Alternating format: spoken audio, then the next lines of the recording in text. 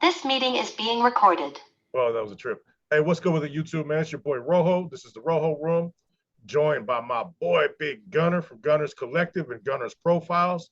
If you guys ain't up on the Gunners Profiles yet, make sure you check it out. That's his little project on the side that he does. And it's a great channel, man. He does some great work as always, as you would expect. Today, he joined me to talk about some stuff. I brought him on here, man, because this is about his hometown a little bit. And it's an operation they conducted maybe about 10 years ago, man, Red Right Hand. And the focal point was MERCED, California. And we all know the homeboy Gunner is a product of that big MERCED. So I'm gonna read this article real quick. Gunner's gonna talk about, his personal, intimate knowledge of the situation. And then we're just gonna chop it up, man. All right, so here we go. Law enforcement from different agencies come together to take down MERCED area street gangs.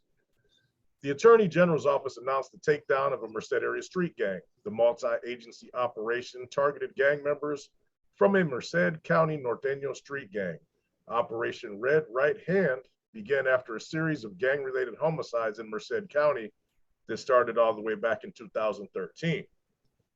The multi-agency investigation aimed to identify Norteño gang members and associates most likely to participate in or carry out violent crime, dismantle the source of income for the gang, remove known recruiters within the organization, and disrupt communications. The investigation represents a culmination of a 5-month-long joint investigation by the California Department of Justice as well as California Highway Patrol's Special Operation Unit, the Merced Police, Merced County Sheriff, Merced District Attorney, the Multi-Agency Narcotic Task Force, Central Valley High Intensity Drug Trafficking Team, Atwater Police, Los Banos Police, Merced County Probation, and the California Department of Corrections and Rehabilitation. 10 hours after the operation started, Merced is a safer place, says Chief Andrade today in a press conference. Let's face it, law enforcement is not very popular and we are scrutinized. The statistics is this: you have today 250 to 300 officers from different agencies working together for one purpose. Going against some of the most violent offenders in the state has not one shot to our knowledge, and not one shot to our knowledge was fired.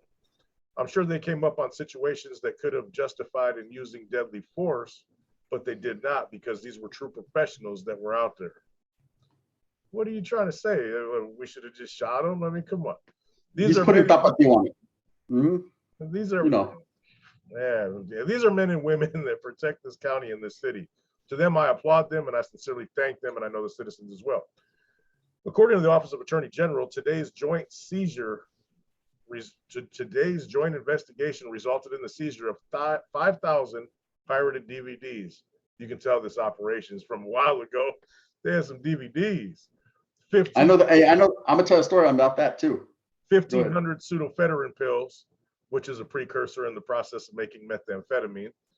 85,000 in cash, 11 firearms, 4 pounds of methamphetamine, 3 pounds of cocaine, a little bit over a pound of heroin, and 50 pounds of marijuana. In addition, law enforcement agents arrested 75 gang members and associates over the course of the operation. The suspects are charged with homicide, attempted homicide, accessory to murder or attempted murder, conspiracy to commit assault with a deadly weapon, and assaults likely to produce bodily injury, weapons possession, as well as the sales and possession of narcotics and counterfeit items. The investigation found that the Norteño gang had authorized a war against the crip criminal street gangs in Merced. In addition, investigators learned that the Nuestra Familia, a California prison gang, had instructed the local Norteño gang to kill and assault members who decided to drop out of the organization. The collaboration between our agencies has just been paramount in what has happened in our county today, said the sheriff. It is a much safer county because of the efforts our men and women have made. We have at least 50 of the baddest guys in the county in jail right now. We're going to take care of business and make sure they stay there and get them through court. This is not a one-man show. This is everyone who took care of business, and I appreciate the effort they did. Well, okay. You were on the streets back then, weren't you? Yeah, I was on the streets, and I was actually in the area. I'll tell you this right now. I hate to be a myth buster, but I guess I will be. 90% of those people on that indictment got out. It was mainly targeted and focused, that whole Operation Red Right Hand, on a handful of individuals that they were investigating on some attempted murders and a murder that had occurred. And so what they did was they wiretapped phones and they flipped a couple people that were going around doing what they were doing. So this big elaborate thing that they did, yes, they got a few narcotics off the streets. That was for daily use. That was nothing. A lot of these individuals that were caught up in this Operation Red Right Hand, I know them personally. And if I didn't know them personally, I knew of them. There's not a person on that paper. There's actually, I don't know if you're going to post it as your thumbnail, but there's actually pictures of them. Yeah. I know everybody on there. In fact, one of my exes that I used to be with is on that poster. And a lot of guys I grew up with daily, you know, from my neighborhood. I'll say this. He hit on a couple key points. There was at that time a lot of chaos and a lot of things going on between my neighborhood, necessarily the West Side, Dead End, and the MERCED Gangster Crips. And I'm going to get into a little backstory on that and why this operation started. The MERCED Gangster Crips, they had a member, you know, who was sitting on death row. Now that death row's no longer there, he's now doing a life term. But he was sitting on death row. He's actually a Chicano, a Mexicano from MERCED, from the MERCED Gangster Crips. And he got caught up in killing an officer back in the days, Officer Gray. So ever since that incident happened, the MERCED Police Department had a target on the MERCED Gangster Group, MERCED Gangster Crip group. I mean, it was all out war. Basically, the cops and them were at war. So traditionally, anyone that's from MERCED knows that my neighborhood has always had a love-hate relationship with the MERCED Gangster Crips. For the most part, there's always been a beef because we share some of the same streets and close to the same neighborhood. Where that beef started, I couldn't tell you. I was incarcerated as a youngster when it first kicked off. Then we got cool. Then it kicked off again, and so on and so forth. There was a time though when the beef was heavy and bodies were dropping on both sides. MERCED Gangster Crips weren't the ones to be played with, but of course we were the majority, and we were smacking them daily, man. That's just a fact. And the cops were letting it go on. They basically had some animosity because they lost one of their own. So it was basically a green light coming from the administration, coming from the cops to handle this. Okay, so what happened was at this exact time, there was kind of like a ceasefire between the gangs. Meaning not a ceasefire, but basically you guys do you, we're going to do us. And the cops heard about that, so they started to investigate. And they got mad, so they felt that if for no other reason they should put together this operation, this multitask gang agency type operation to basically crack down on all gangs because they weren't getting what they wanted, right? So a lot of those individuals, like I said, when it was all said and done, they got out. A lot of them bailed out. A lot of them were able to get the cases dropped on them. So it looks a lot worse than it was. Another thing, if you see that article that you just read, it seems like the sheriff, the captain, or whoever the fuck he is, was trying to put just 10 on the too much on it, congratulating how they did this and how they could have opened fire, but they didn't have to. No, there was never none of that. I remember when this operation went down, like I said, one of my exes, who's still a good friend of mine, she was actually involved in it. She got caught up for narcotic sales. They dropped the case on her. And I remember chopping it up with her, talking to her a year after it. And she ran me down and she was like, they were just fishing. They were fishing for any little thing that they can get and then try to compile all these arrests they did into some notorious operation, which is the Operation Red Right Hand. It's funny that this happened because months or even a year after this happened is when they did that Operation Scrapbook on Atwater. So it was like they were trying to focus on all the gang members, but at the same time, they had ulterior motives and hidden agendas. Now, all these different operations have been going down lately, you know, in different cities, different counties. But this one right here was nothing, bro. This was just a make-believe little thing that they hit on. So what's up with the pirated DVDs, man? Pirated DVDs. So I know that dude. I know. Hey, I remember seeing him he's right there on that picture. Hey, that used to be a hustle, though. Hey, times change, bro. So trip out. I used to work at a place in Merced called Modern Air Mechanical, right? I used to do AC installation. And he actually, he had a brother that worked there. He was a bigger dude. I remember, kind of slow, man, kind of slow, but smart with computers. And I remember this is back, when we still were doing DVDs, we still were doing movies. And one day he hit me up, hey, I got 5 for 10, 5 movies for 10, the newest movies out. And I remember I was like, yeah, I'll cop some off you. And I copped, like, it was the movies that were still in the movie theaters. You know, other people weren't doing this. We're talking about back in 2012, 2011. I was like, yeah, bro, boom. So, hey, it got to, and his movies were actually good. So it got to the point where I remember going to his house one time. We got real cool, and he was like, come to my house, because I'd buy 20 to 30 movies at a time. I'd buy doubles so I could shoot them to all my homeboys. And I remember going to his house and seeing this elaborate setup he had. I mean, he was really putting his all into this. It wasn't just burn them with the computer. I mean, this guy had a lot of different things. Well, I guess somewhere along the line, his brother, who was an active Norteño, who was a gang member, they seen money there. So they started to invest. And because he had so much, somehow he got caught up. Like I said, they were looking for any type of crime.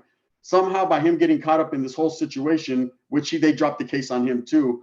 They seen all this equipment. They linked him with his brother, and they tried to say he was manufacturing pirated DVDs at the benefit of the gang, right? But really, he was just a regular dude, bro, out of his fucking garage, manufacturing DVDs for a little hustle. He had a little booth at the flea market. He used to sell at the flea market. And like I said, he'd go hit you up randomly, and I used to buy 20 or 30 of them a week from him. He'd shoot me the deal, you know? Hey, but that's what was. Hey, there's today's lesson right there, ladies and gentlemen. Yo, dude just doing his thing, trying to make a couple bucks, related to some gang members, associates with some gang members. Ain't out there shooting people, ain't out there putting it down. You get caught in these crimes. That's how easy it is in this lifestyle to get fucked over. That dude just trying to hustle a couple bucks. Is it illegal? Yeah. Who cares, man? Come on. That ain't bothering nobody. It ain't like he's out there robbing banks, right? No. You know, am I trying to promote any kind of illicit shit? Not at all. I never do. What you do is what you do, though. You know what I mean? But man, he could ended up getting 15 years for that shit because he was doing it for the betterment of a gang. You know, come on, man, get out of here, bro. And we're talking about a man that was not involved, didn't know the difference between a red paño and a blue paño. His brother, of course, was an active gang member, but even at that, his brother, it wasn't like his brother was part of a regiment or anything like that. His brother was just a Norteño in good standings, right? And someone in the hood doing his thing. But yeah, he got caught up in that situation. That shows you how petty that this operation really was. That they had to include that. We got 5,000 pirated DVDs. Who gives a fuck, right? I got 5,000 pirated DVDs right now, probably. It's what it is. But they looked for any type of reason to put 10 on the tube, put some hot sauce on it. And like I said, 90% of those people, because I know them, were let out. The ones, of course, that were involved in the murder is what they were mostly focusing on. Right. You know, they just basically caught up everyone around them.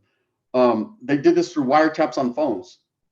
So that's how that was accomplished. And I remember when it happened, when Operation Red Right Hand happened that morning, and they arrested all these different people. I mean, everybody's phones were going off. I lived at that time in Atwater, which was very close to Merced, 5 minutes away. And I lived with the primo, and we were getting calls like, hey, they're popping everybody, stay out the way. And I said, okay, I ain't tripping. I ain't doing nothing bad. I ain't involved in that. At that time I was non-active. So it wasn't really my way, though. I tried to stay way out the way. I didn't go. My plan was to go to Merced that day to go get me a California burrito. I went to Modesto, okay, because they were on them. And it wasn't just Merced. They targeted more on Merced, but it was Los Baños, it was Atwater, it was Winton. It was all these little areas, but of course the majority, the heart of the gangs being Merced. And quietly as it's kept, they call it Operation Red Right Hand. I don't know why. A slap in the face, maybe, a red hand, a slap in the face. And probably that's what it was. It was just a little slap on the wrist. But they mainly focused on dead end. That was basically a dead end operation. They were focusing on the dead end gang because almost everyone on that paper is either from dead end, associates with dead end, or from the ghetto boys. So that was pretty much a target on my neighborhood. And they were mad. And this is what it comes down to. They were mad because we were no longer smacking on the Merced Gangsta Crips, for which they had put the green light out on. Pretty much you do our dirty work for us and we're good. We'll let you guys function. Oh, you don't want to? You guys are going to pay, and that's what that really was all about. I also seen other, articles and whatnot, stories that they started saying all these funds were going to NF member Chuco Guillen and all this stuff. And man, very well, some of it might have been and everything, but just how they always try to interlock and intersect everything to always get back to here, because when it gets all the way back to the real COC, that's when the charges for everybody on the street can change. Yes. You know what I'm, it's like, that's crazy, man. They always like to throw, and this for any people that don't know, they always like to throw the NF word around. They always like to involve the organization in anything, any type of little thing they do that involves Nortenos, they automatically want to involve the NF. And a lot of these things that are going on in these street gangs with Nortenos has absolutely zero or nothing to do with the NF. The NF doesn't even know about these situations. You know, this guy doing the DVDs out of his fucking garage, the NF was not concerned with that because it wouldn't have been 5,000. It would have been 50,000. You know, they would have did it on a grander scale. But they tie that in because that's the way to tie in a federal case, tie in a RICO case, and say it's at the benefit of a criminal. Now it's not even at the benefit of a gang. It's now at the benefit of a criminal organization, which puts more time on it. You know, and so the law enforcement knows exactly what they're doing. They know how to word it. They know how to twist it, whatever works to their benefit. And it makes it look grander. You know, if they say, oh, we busted 15 Nortenos with pirated DVDs and a couple pounds of meth, all right, that's normal. Oh, but they were doing it for the NF. You know, it sounds better, but it's not all that. Hey, if me and you were doing our thing right now, we were just regular Northerners and we got pulled over. Let's say we got pulled over on 99 South somewhere. You know, they pull us over, they find 10 pounds of drugs. The newspaper article would be like Norteño gang members who work under the Nuestra Familia, whoop-de-whoop-de-whoop, you know, or, you know, their primary money is fucking narcotics trafficking and whoop-de-whoop. And then it has not, me and you could just be doing that on our own. But then the whole rest of the article, in 1968, some guy's shoes were stolen, and then they get into that whole old shit like they do. Yeah, like every one of these indictments that you read, you know, they start bringing up, oh, the North and South, fucking Mexican, you know, they start just throwing out all kinds of words, bro, for no reason that have nothing to do with it, because like you said, that trumps up the charges, and it gets them more funding because people think prison gang, and they always throw out, you know, Nuestra Familia had 300 murders, and the guys down south have X amount of murders and this and that. That scares the community, and so when these things, when it's time to distribute money and stuff, and they ask for certain amounts of money, you know, the boards that can authorize that type of spending have this stuff fresh in their mind. You know what I mean? Exactly. Oh, they just busted this big ass gang and it took 300 officers. Man, next time we probably need 500 officers, and they'll get the rest of them guys. You know, exactly. It's all political, you know. It's what it all comes down to. It's a political agenda, and you hit the key point on it when you said that it's used and utilized to scare the community. That's the primary goal, is to scare the community into dispersing more funds to these slush funds, what they actually are, which they under the guise of a gang task force and things of that nature. Now, I'm not here to say gang task force are not resourceful and they don't do their job, because for the most part, they're there to do what they do. And a lot of them do it well. They're well trained. They're well versed. You know, they don't just get any average cop to do it, man. They have to go through a big criterion to do that. But for the most part, man, they're going to put 10 on the 2, like I said.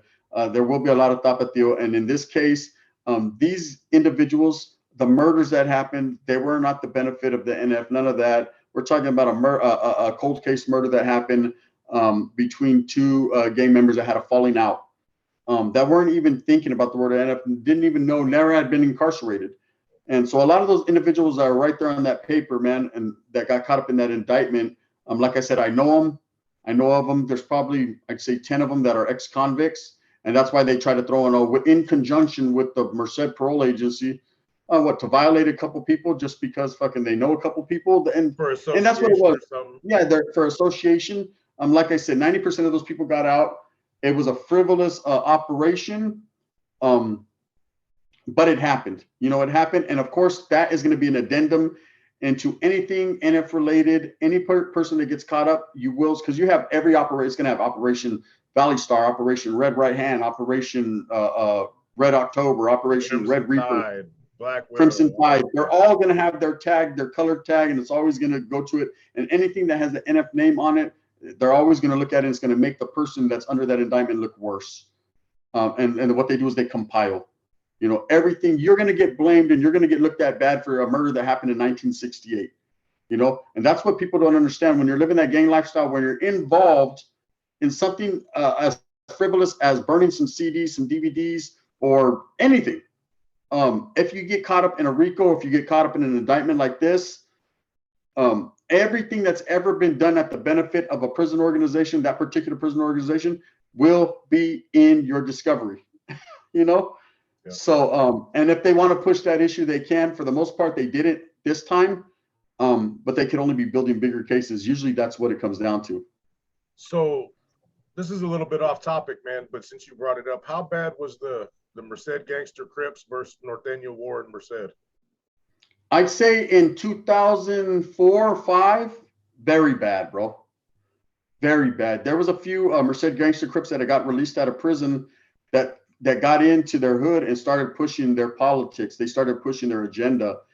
And at that time, there was a dead end. My neighborhood, there was just some fucking crazy youngsters. It just happened. You know, it goes in spurts and batches. We'll have some crazy youngsters that are just with the business, and then it'll mellow out.